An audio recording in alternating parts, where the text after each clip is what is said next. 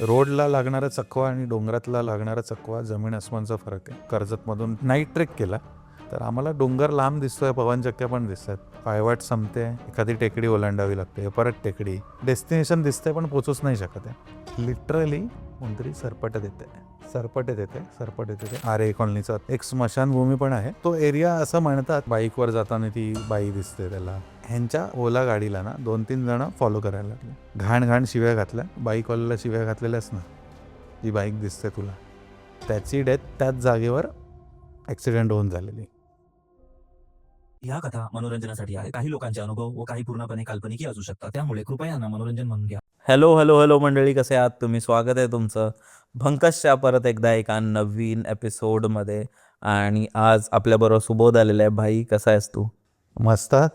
तुला ती गोष्ट विचारायची होती. त्यात तू बोलला होतास की तुम्हाला चकवा लागला होता.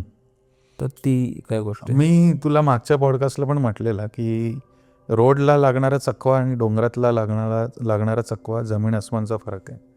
ह्याच्यात काय ना की रोडवर आपण एखादा चकवा, तो पण मी सांगितलं आहे की रोडवर गाडी आपण त्याच भागात फिरवत बसतो. डोंगरातला चकवा ना की तू लवकर बाहेर पडत नाही त्यात. आणि मग ते बऱ्याचदा बघ असं होतं की हा ग्रुप इथे अडकला किंवा हे फिरायला गेलेत, ते आलेच नाही आहे किंवा सापडलेच नाही आहे. तर एक ना जुन्या घाटवाट आहेत बऱ्याच, की खाली कोकणाला वरच्या देशावर म्हणजे घाटावर जॉईन करणाऱ्या बऱ्याच घाटवाट आहेत. तर त्याच्यातलं एक भीमाशंकर कर्जत परिसरात नावाचा घाट आहे. ती स्थानिक देवता आहे, तिचं नाव आहे घाट. आम्ही नाईट ट्रेक केला आणि असं होतं की एकदम टॉपला पोचू ना तोपर्यंत सनराईज होईल. आणि तसंही झालं. म्हणजे आम्ही जेव्हा पुणे जिल्ह्यात पोचलो, खालून कर्जतमधून ट्रेक चालू केला, रात्री किती वाजता केला असेल, 1-2 वाजता चालू केलं असेल. आणि आम्ही 6-6:30 वरती पोचलो, थांबत वगैरे असं. आणि 7 वाजता उजाडलं. आणि असं होतं ना की मग कच्च्या रस्त्याने चालायचं होतं आणि मग एका ठिकाणी जंगलात घुसायचं होतं. मग ते दुपारपर्यंत एक दुसरं गाव येणार, मग ते ओलांडायचं. मग तिथे एक खिंड नावाची जागा आहे, पवनचक्की आहेत तिथे, बरंच आपले विंडमिल्स असतात ना, त्या क्रॉस करून जायचं. मग पलीकडे एक गाव आहे, मग तिथे जेवायचं, असं सगळं होतं. तर आमच्याकडे वेळ खूप होता. म्हणजे आम्ही सनराईजलाच पोचलेलो आणि ती शनिवारचा पूर्ण दिवस होता, रविवारचा अर्धा दिवस होता. सो ते करत आम्हाला भीमाशंकरपर्यंत पोचून भीमाशंकरने खाली उतरायचं होतं रविवारी दुपारपर्यंत.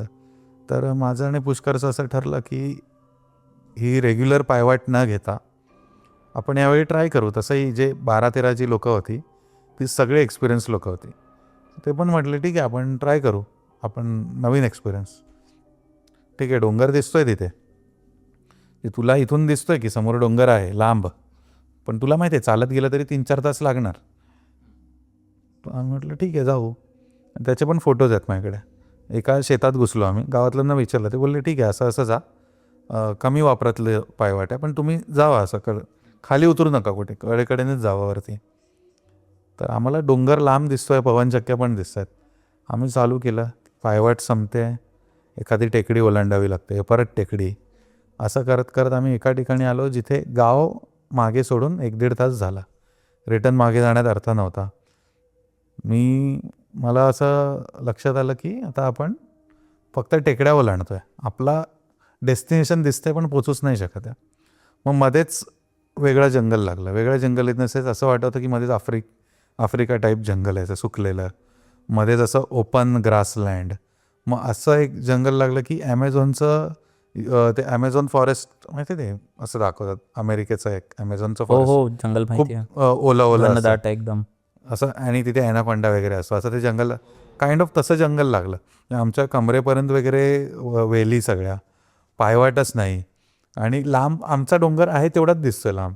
नंतर आमचं असं ठरलं, रे हे आपण गणलो आहे म्हटलं, आणि आता 10-11 वाजत आले, सकाळी 7 वाजता आपण चालू केलं आहे. ज्या वेळेला तर आपण पुढच्या दुपारी जो जेवणार ना त्या तिकडे पोचायला पाहिजे होतं. नाही होत आहे, लोक एक्झॉस्ट व्हायला लागली. पाणी किती आहे, पाणी एक बॉटल उरली. आता सगळे एक्सपिरियन्स करत होते, म्हणजे असं काही हरकत नव्हती. पुरेसं जेवण पण होतं, म्हणजे बिस्किट किंवा मग फ्रूट्स, ठेपले आणलेले, कोणी घरून भाकरी भाजी आणलेली. तर आम्ही म्हटलं शांत राहूया. आणि अशा ठिकाणी ना मॅप चालत नाही आपला, मॅपवर काय पायवाटा नीट दिसत नाही, आणि कसं आहे गुगल मॅप सॅटेलाईट मोडमध्ये ऑन केलं ना, सो आम्हाला डायरेक्शन बघून कळतं आपण उत्तरेला चाललो आहे, दक्षिणेला चाललो आहे, कुठेही. सो तुला माहीत असलं पाहिजे तू जिथे जातोय ते गाव दक्षिणेला आहे का, आधी माहीत असलं पाहिजे. मग आपण कसं हां चाललो आहे. तर असं करत करत ना आम्ही एका प्लॅटूवर आलो. तिथे पण परत ग्रासलँड. तो डोंगर आहे तिकडेच दिसतोय आम्हाला. आम्ही पोचतच नाही तिथपर्यंत.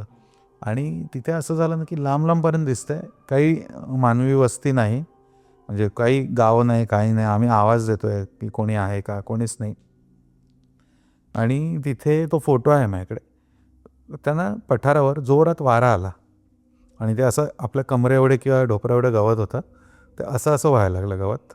आणि कुठेतरी लिटरली मी चालत असताना ना, म्हणजे डोक्यात अशा वेळेला पहिली मदत येते ती देवाकडून की बाहेर काढा मला येतो.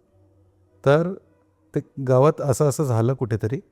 आणि आपण असं भांग कसा पाडतो फणीने, मग असं भांग केल्यावर ती स्किन दिसते ना मधली, तसं ते देवस्थान मला एक शेंदूर फासलेलं दगड दिसलं. ते आहे, मी पाठवतो तुला फोटो. आणि मग मी मागच्यांना आवाज दिला, अरे हे बघ हे बघ. आता तिथे मला पॉझिटिव्हिटी काय वाटली की दगड आहे ना, म्हणजे इथे कोणतरी माणसं येत असणार पूजा करायला, कळलं. जरी देव मदतीला नाही आला तरी इथे कोणतरी माणसं तरी येत असतील. जरी आपण आज रात्री चुकलो तर उद्या सकाळी तरी कोणीतरी येईल, कळलं. तर मग खरंच मी वाकून पाया पडलं की प्लीज ह्याच्यातून आता बाहेर काढू दे. ही नवीन वाट काय आम्हाला भारी पडली आहे. आणि आम्हाला आज रात्री पोचून म्हणजे त्या भीमाशंकरच्या आधीच्या गावात स्टे करायचं आहे काही करून. आणि ती खिंड जी दिसते ती काही येत नाही आहे, ती रेग्युलर रूट नव्हता तो. आणि आम्ही तीच वाट धरून चालायला सुरुवात केली. जो वारा आला ते दिसलं, तिथून पायवाट निघालेली चालू केलं. आणि लिटरली 5 ते 10 मिनटात खाली एका डोंगराच्या खाली आम्हाला दिसलं, शेतामध्ये एक शेतकरी फॅमिली ते चाऱ्याचं वगैरे काम करते, म्हणजे शेतीचं वगैरे काम करते थंडीमध्ये. आणि थंडीमध्ये काय असतं ना, तो वरईचा भात असतो ना, ते उपवासाला खातात, तो काढतात तुझा डिसेंबर जानेवारीमध्ये. तो तांदूळ तेव्हा बनतो सुकून, तसं तो झवडत होते ते लोक.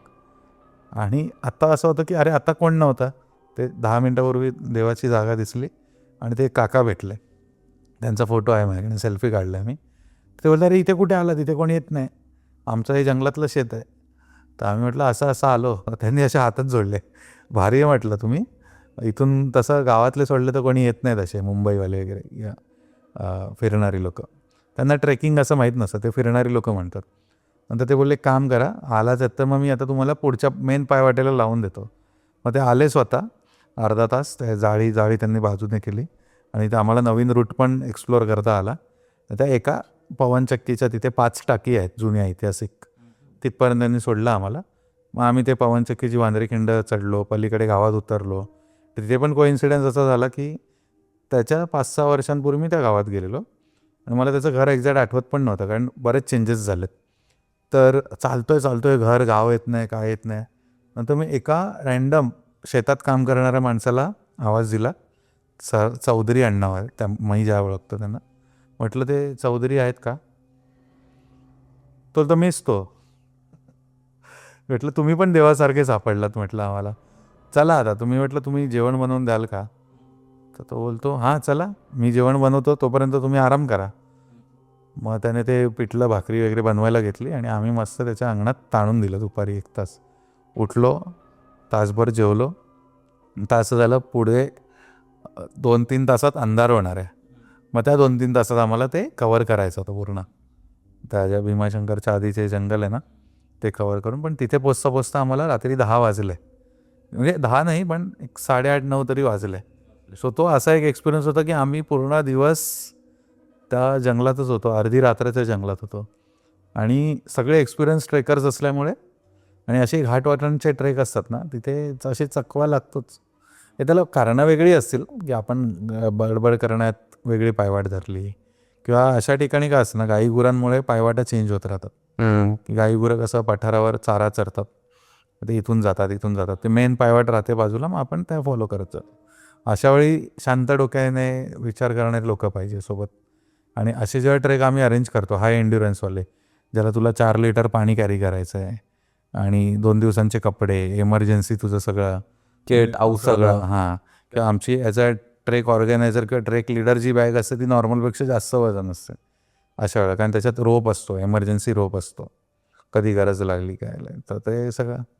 मग तेव्हा एक्सपिरियन्स ट्रेकर्स येतात, की एक्सपिरियन्स फक्त चालण्यात एक्सपिरियन्स नाही, मेंटली पण की हां वाट चुकलो आहे, की ठीक आहे आता आपण शांतपणे डिस्कस करून आपण तसं करू. सो तो एक एक्सपिरियन्स होता. बट सही आहे. मला नाही बेसिकली असे ट्रेकचे जे एक्सपिरियन्सेस आहेत ते शेअर करायला मजा येते. म्हणजे मी असं म्हणणार नाही की मी असं भूत बघितलं किंवा काय, तशा गोष्टी नसतातच. बरोबर. कारण बॅकएंडला काय गोष्टी चालतात, मग ते आपल्या शहरात असू दे. आता मला जास्त एक्सपिरियन्स किंवा माझ्यासारखे जे मित्र आहेत त्यांना काय येतात की आम्ही जंगलात जाणं होतं. गडकिल्ले असतील, गडकिल्ल्यांवर तर पॉझिटिव्हच एनर्जी मला आजपर्यंत जाणवली. पण बाकी जे ट्रेक्स असतात तिथे गावातून जाणं होतं, तिथल्या लोकांकडून स्टोरीज आणि ऐकायला मिळतं आणि याच्यातून बऱ्याच गोष्टी शिकायला मिळतात, जे आपल्याला जसं मी म्हणतो की राखणदार जागेवाला आहे ते. सो या गोष्टी कॉन्सेप्ट आपल्याला कळत जातात की त्यात एक अजून एक सॉरी मी डिस्टर्ब तुला मध्ये असे करता, आणि त्यात अजून एक इंटरेस्टिंग गोष्ट म्हणजे जेव्हा आपण ट्रेकला जातो, जंगलात जातो, गावी जातो, त्यावेळी आपल्याकडे मोबाईल किंवा इंटरनेट तशा गोष्टी नसतात. तर आपण मग आपले 4 मित्र असतात, त्यांच्याशी आणि connect त्यांच्यावर होतो. गप्पा निसर्गाशी कनेक्ट होतात. आणि या सगळ्या गोष्टी मला ना असं शेअर करायला आवडतात हो. तुमच्यासोबत, किंवा तू आता ऑडियन्स बघते आपली, सो त्यांनाही ट्रेकिंगची आवड निर्माण होईल. ते त्यांच्या एरियातल्या नवीन जागा एक्सप्लोर करतील ऐतिहासिक ठिकाणं असतील, जुनी मंदिरं, लेण्या किंवा असतील, गावाकडची गावात ओढ निर्माण होईल, किंवा जे लहान मुलं रॅन्डम असतील. गाडीने सुद्धा कुठल्याही गावात जाऊन गावातल्यांशी तुम्ही बोललात जरी, मामा कसे आहात, इथली काही स्टोरी आहे का, ते आवडीने सांगतात आणि त्यांना कळतं अरे शहरातली लोक एवढ्या आवडीने येतात. एक फ्रेंड्स बाईक एक्सपिरियन्स तो काय होता? आता हे माझ्या मित्राने सांगितलं. लास्ट तुझा पॉडकास्ट जेव्हा शूट झालेला ना, तेव्हा त्याचा मला फोन आला आणि त्या मित्राचा फोन मला, आम्ही कॉलवर एक 7-8 वर्षांनी बोलत असू, तो विषय निघाला. मग त्याने पण असं सांगितलं अरे असं असं झालं आमच्यासोबत, आणि मग आता कसे आहेत घरातले वगैरे, घरच्यांची चौकशी वगैरे केली. आणि मग त्याने म्हटलं अरे सोबत तुझा मी ना पॉडकास्ट बघितला भंकसवर, तर मला माझी स्टोरी आठवली आणि मी एकदम घाबरायला लागलो आणि मी बंद केला पॉडकास्ट. म्हटलं काय स्टोरी आहे सांग, जर आवडली तर मी सांगेन. प्रदीप नाव आहे त्या मित्राचं माझ्या.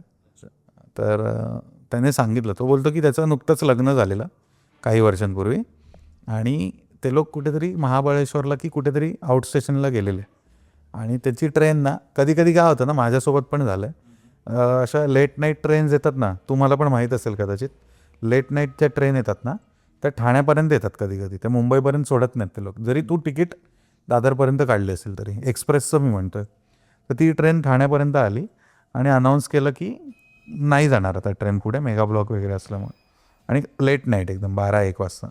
तर ह्याने, आणि हा राहतो दहिसरला, बोरिवली की कांदिवली दहिसरला, तर ह्याने विचार केला, तर वाईफ पण आहे सोबत, सो आता आपण काय करूया, सेफली ओला उबेर करू, मी जाऊ.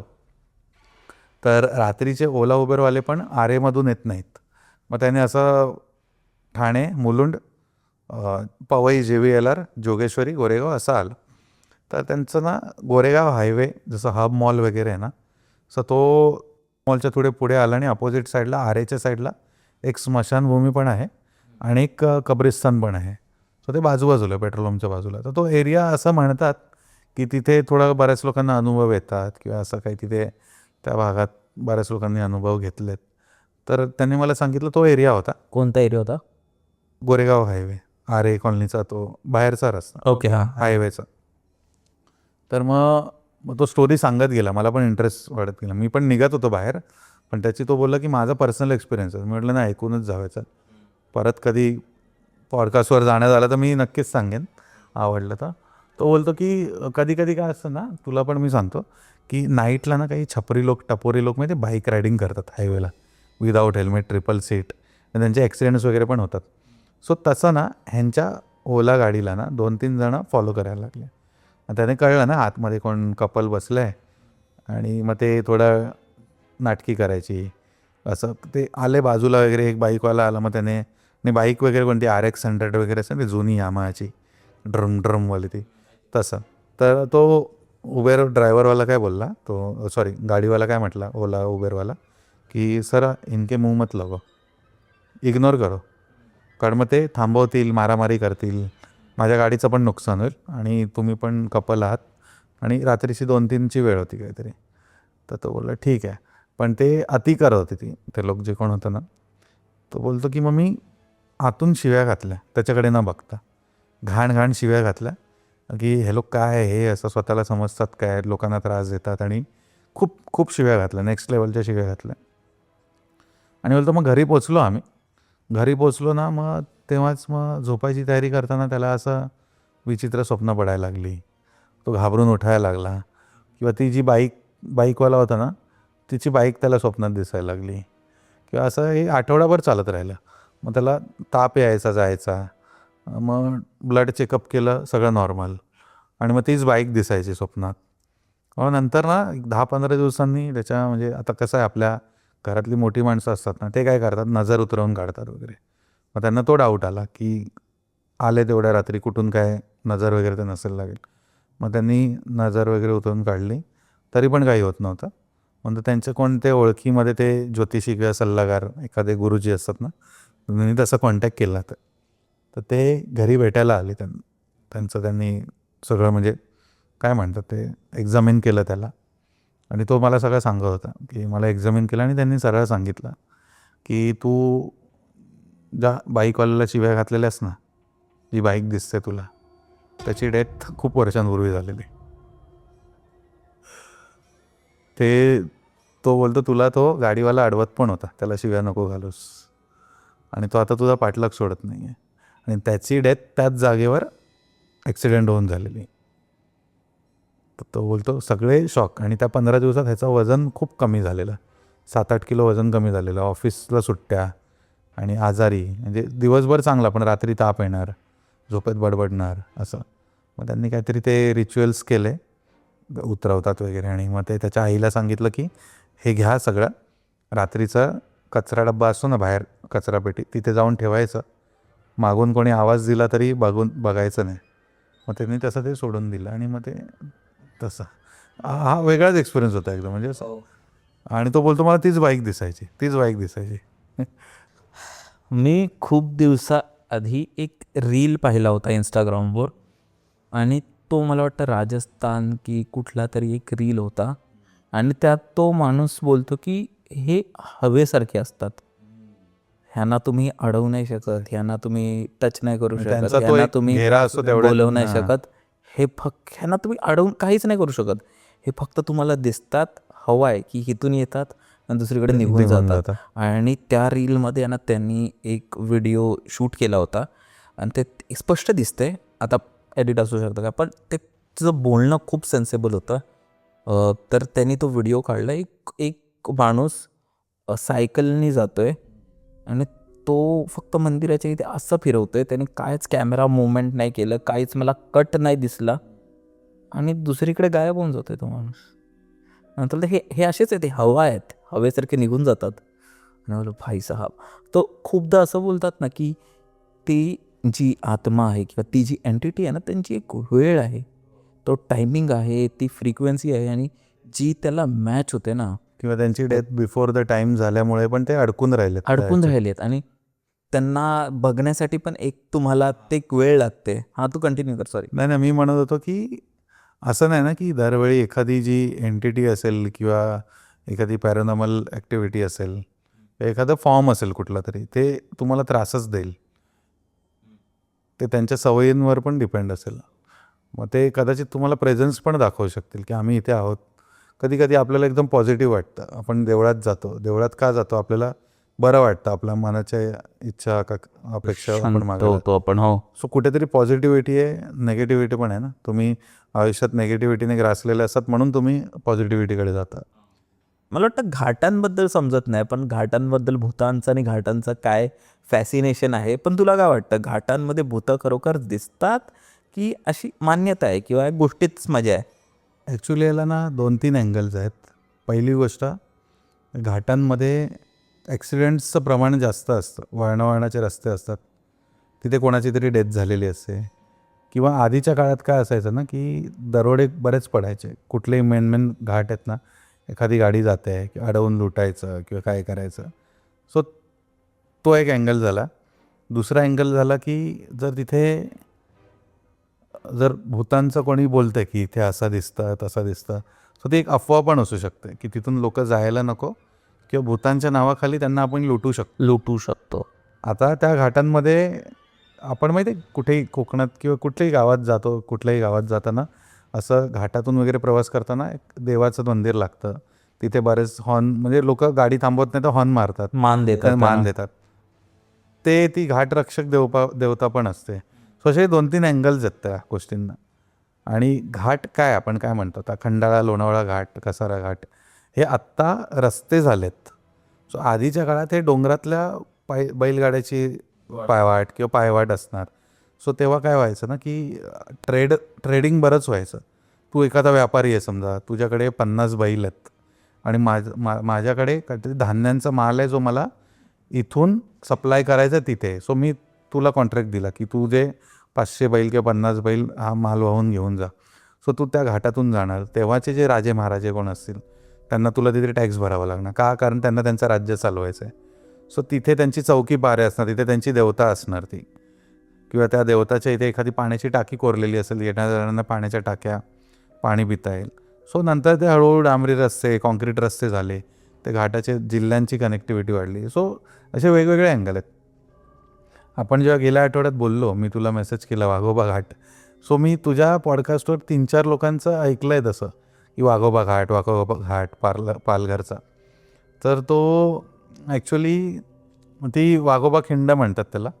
पालघर हायवेपासून ते स्टेशनला जाण्यासाठी तो घाट लागतो आणि तो जंगलातला रस्ता असल्याने आणि तसा तो भीती वाटते त्या रस्त्याला.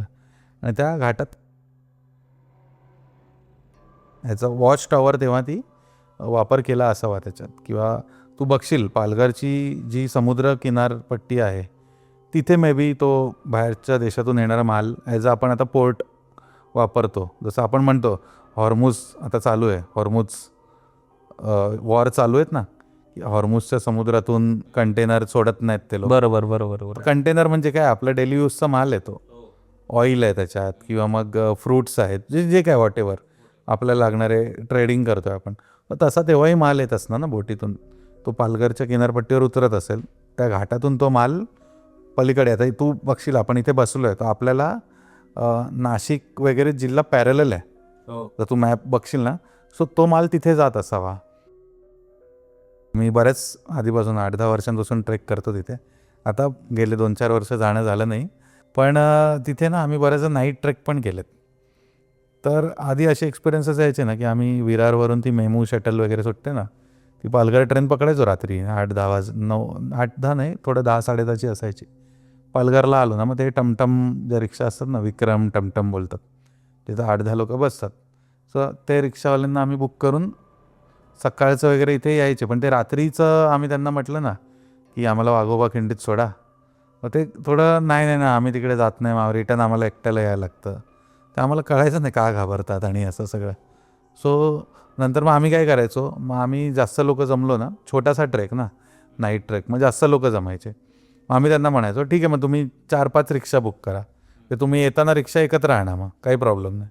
मग अशा टायमाला ते रेडी व्हायचे. आणि अनेकदा तर पोलिसांचा पण बंदोबस्त लागला तिकडे. म्हणजे आम्ही रात्रीचं चढायचो वर किल्ल्यावर, ओपन स्पेस आहे, 1-2 तास जरा बसून राहिलो, गप्पा गोष्टी केल्या तर सनराईज होऊन जायचा.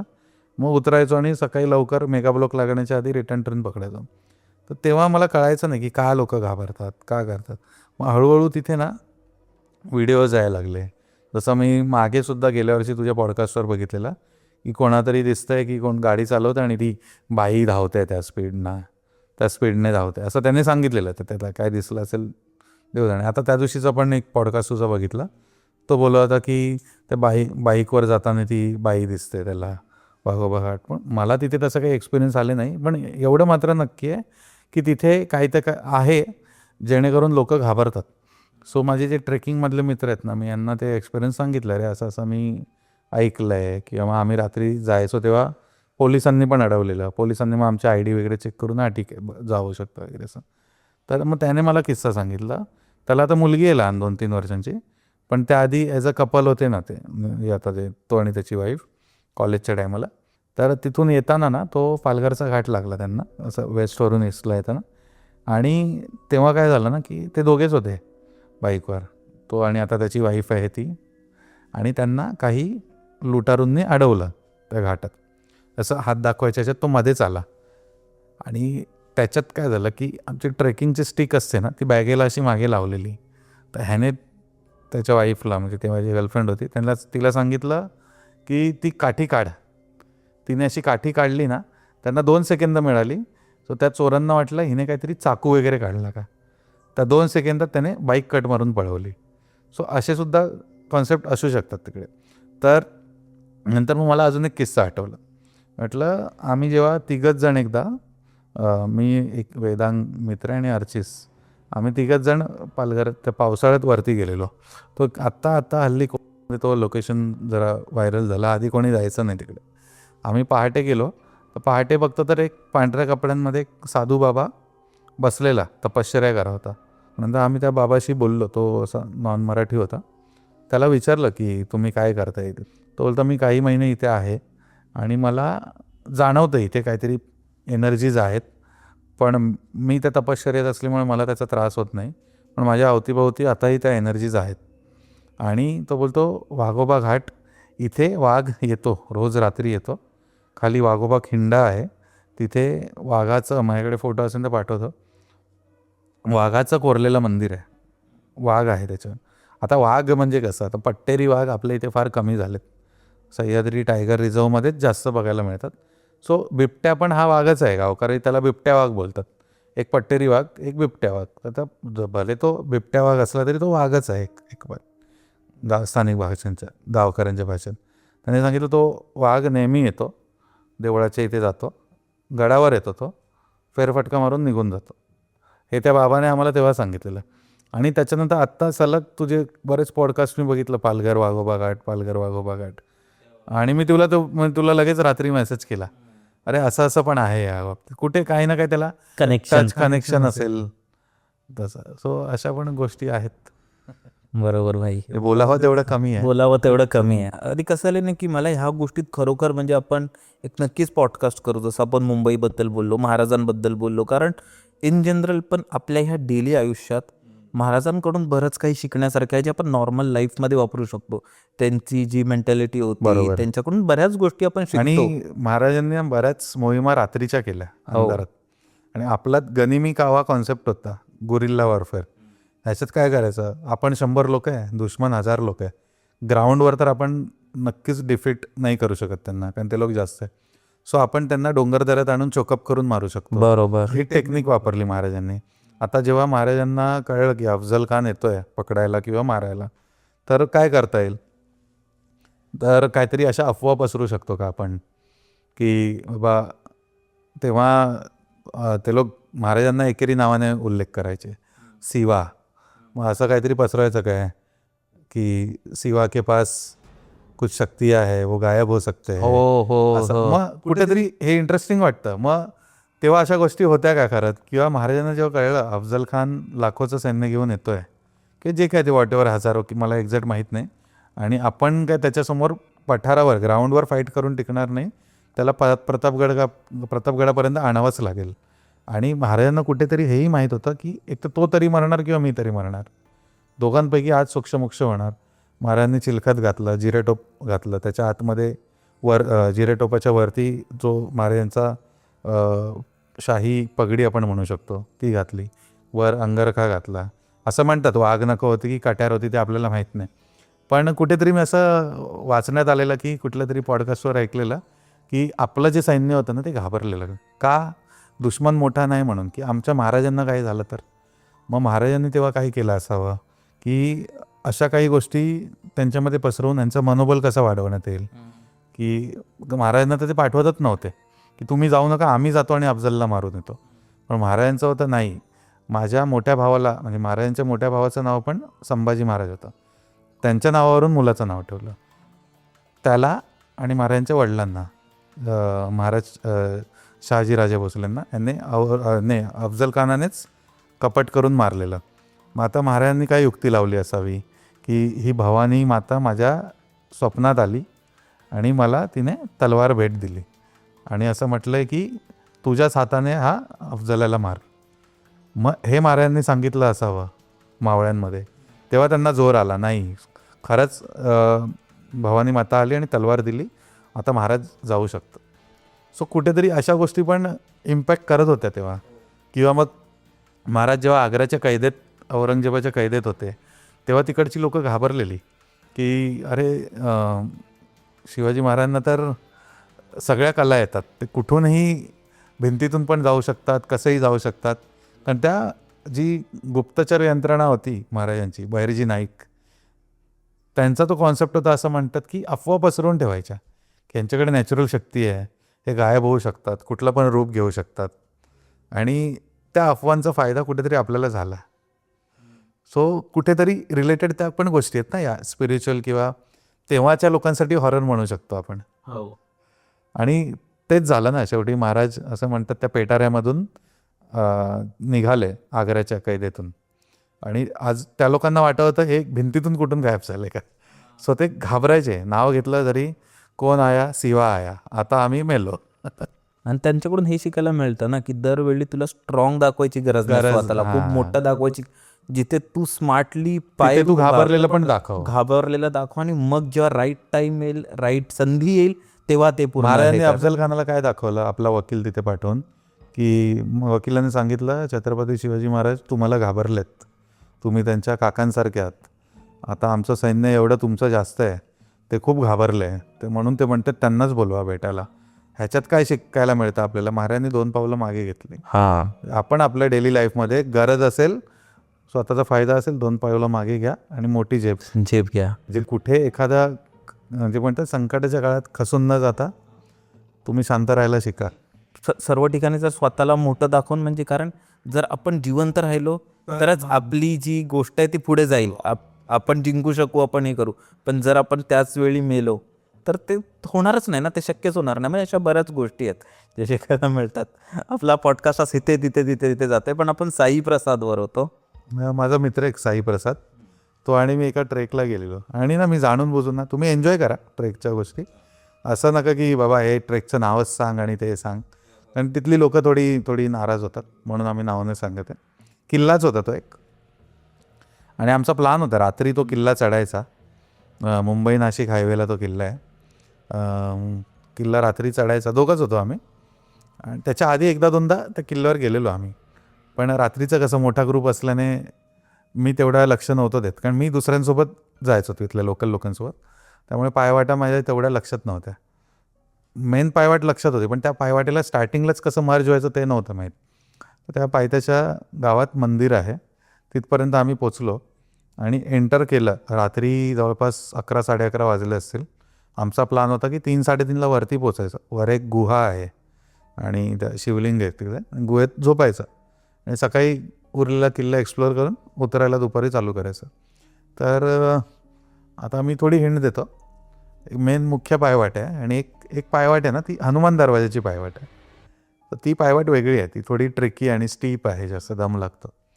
तर साई प्रसाद आणि मी होतो, आणि आम्ही काय तेव्हा असं म्हणतो ना, खूप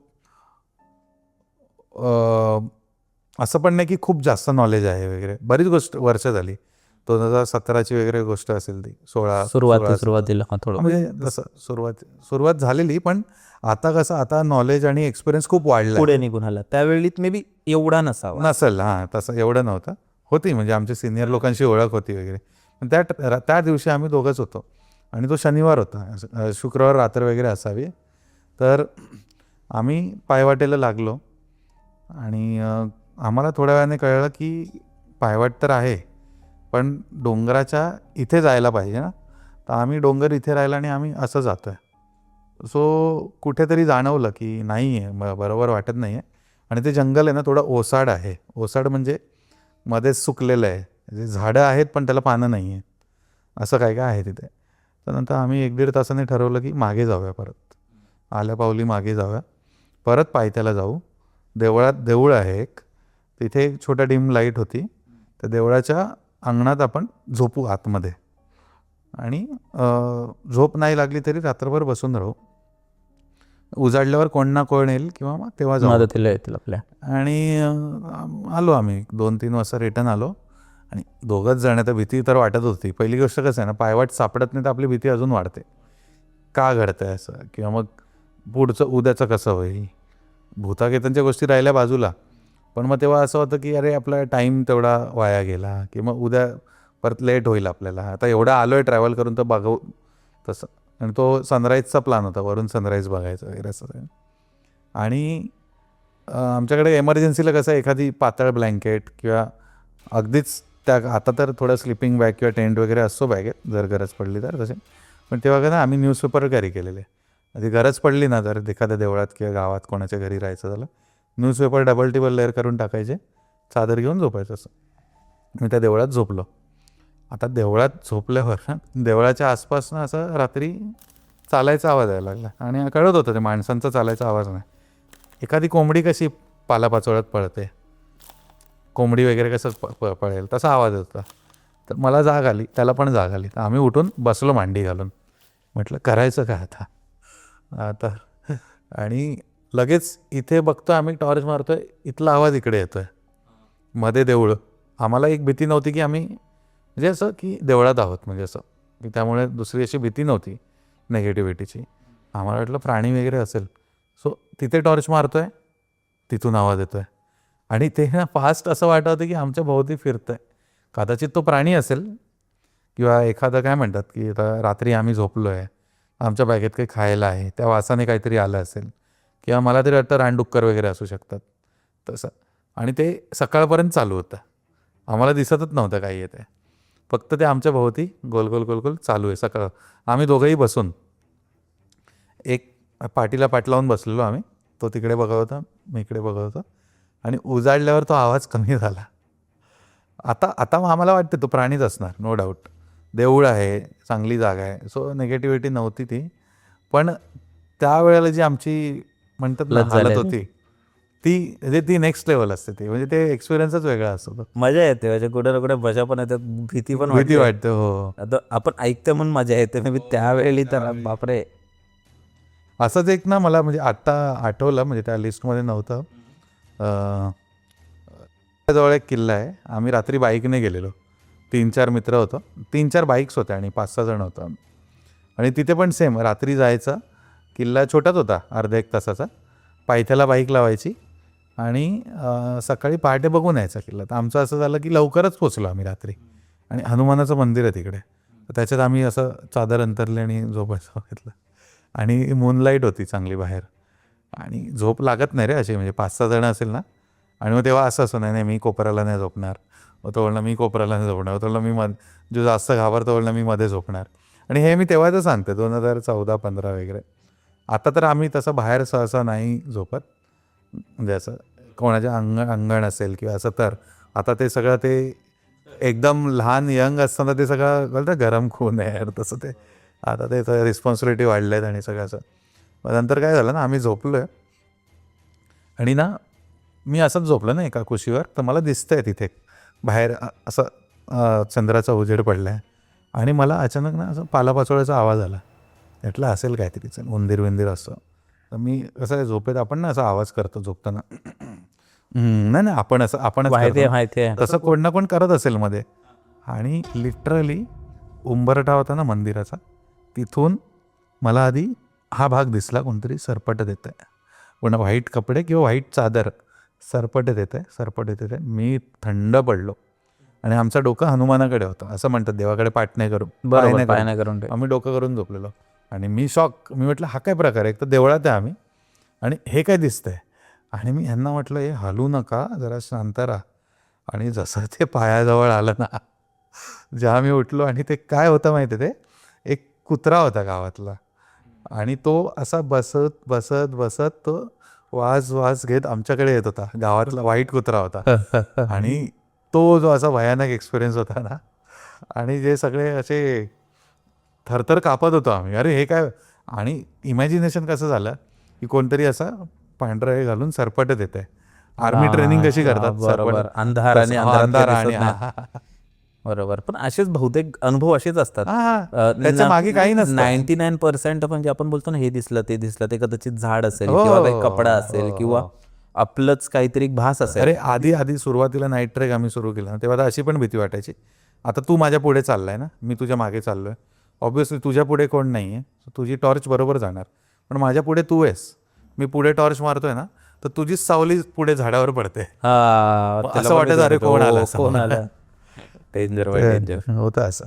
ज्यांना माहिती नसेल, आपण एक सोबत मला वाटतं लागोपाठ आपण 3 ते 3.5 तास हो बोलतोय हो हो, अरे आणि खूप वेळ आता 10:30 वाजले, आपण आता 6 घरी वाजता पण सुरुवात जायचं, केली होती. पोचायचं. हो. मजा आली भाई, खूप मजा आली. थँक्यू सो मच भाई, तू आलास.